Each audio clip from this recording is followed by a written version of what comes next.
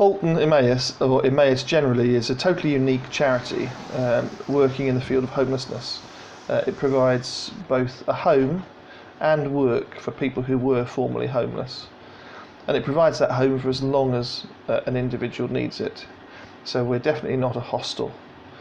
When people come to live here with us, they agree certain things, and one of those things is that they sign off benefits, if they are on any benefits. So people who live here are not a drain on society, and through our businesses we generate enough income to do all the work that we need to do. What are the shops that you have? What are the businesses that you have? Oh right, okay. So here in our community we have, as I say, most of them are around recycling. So we have the traditional stuff that Emmaus communities tend to do, which is collecting and recycling furniture. So we have a number of vehicles that go out collecting furniture and household items. They all come back here. They may go into one of our workshops where we can do some minor repairs, and then we can offer them for resale or reuse. We also have a business that recycles, tests second-hand electrical goods, and we also sell new electrical goods as well here now. We have a bicycle recycling business, so rebuilding bicycles, reselling bicycles. We have a gardening business. That's fairly, or part of that is fairly new for us, but we started that by recycling hanging baskets, and we now have a business where we actually have several greenhouses and we grow plants for people to purchase. And on site we have a household and furniture shop, we have a shop that sells children's items, we have a bookshop, we have a music shop, we have a shop that sells collectibles and antiques, and we have a cafe. So we have a whole series of things that we do. And who are the people that you help? Mainly street homeless, so people who have lived homeless on the streets. We do start to see a little bit of a change to that now, because particularly with young people, we see an awful lot of young people who are sofa surfing, who may not have actually lived on the streets, but historically virtually all of the people who come to live in our communities are or have been street homeless. Mm-hmm. And from your perspective and what you've seen, what's the scale of the homelessness problem in Bolton? Right, well, that's really difficult, and it's really difficult for several reasons. One being that people who live on the streets are incredibly adept at keeping themselves away from society, and there are several reasons for that.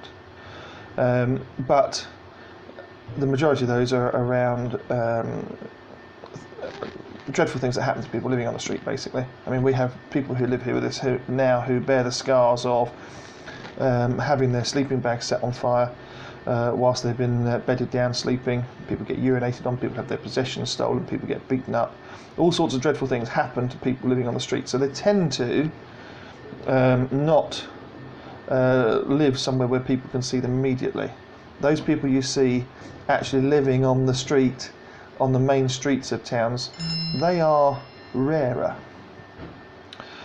So what is the big picture? Well, we don't know, because the government do a count every year through a number of agencies that count the homeless people. And that figure last year was something just a little bit more than 4,000. But we know, for example, that there are 10 to 15,000 people that are released from prison every year, street homeless. And then when you start to sort of extrapolate that up and look across all the cities in town, I mean, Manchester has 150 or so living on the streets in the centre of Manchester alone. Bolton historically has had far fewer, but that number is growing. And the one thing that I can say is that we are never empty. As soon as a room becomes available in the house, somebody feels that we have 21 rooms available, they're always full. And so when Andy Burnham announced one of his flagship policies to be tackling rough sleeping and eradicating rough sleeping by 2020, what was your reaction to that? My immediate reaction was good luck. It was a very strong statement, a statement that we were pleased to hear. Both myself and all the members of my team, the best thing that could ever happen to us would be for us to be made redundant, because there's no need for us to do the work and the job that we do. And that's our ultimate goal, really, make ourselves redundant and out of work because there's no more homelessness. That would be a great thing. So immediately it was a jump for joy.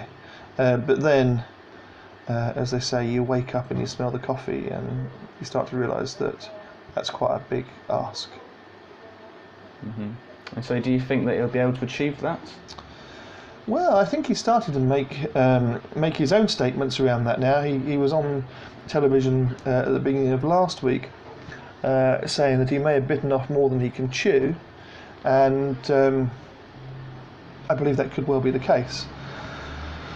People who live on the streets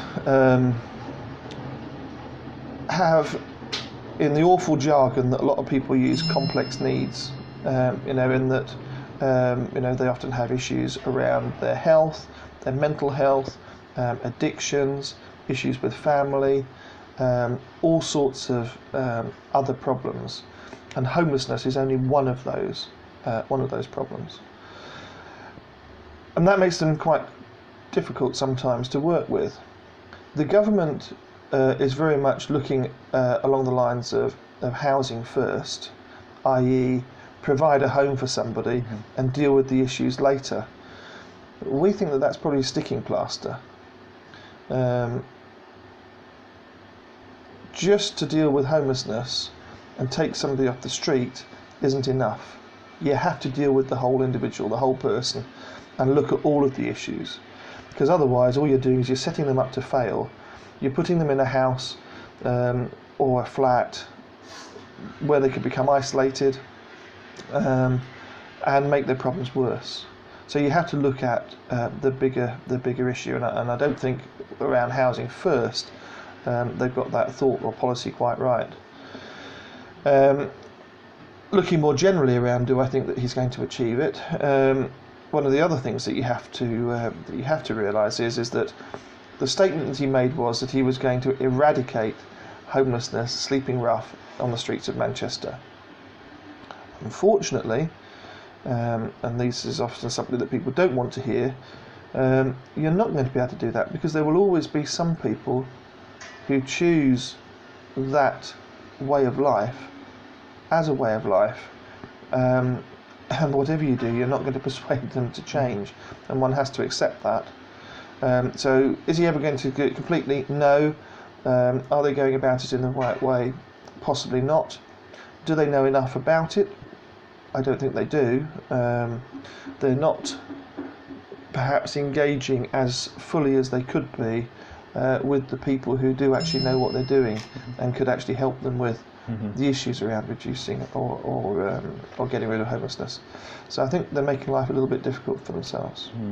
And so would that be your message to Andy Burnham, that you should listen to the people on the ground, as it were? Yes, I think it is. Often the way of central government and local government, often the way that they look at resolving issues is to put a pot of money together and to then throw that pot of money at a significant large organisation in order to try and reduce issues for them. I think that would be a very bad thing to do. It's proven to be a bad thing in the past. Engage with those organisations, charities, groups at a local level who are working with people who find themselves in difficulty, homeless or in poverty, and listen to those stories. Listen to the stories of people who have been homeless and what they want, because there's no point providing something that a homeless person doesn't want. because they just won't accept it and change their life. And use the skills of those organisations to actually make some change, and maybe even throw a little bit of money at those people in order to help them.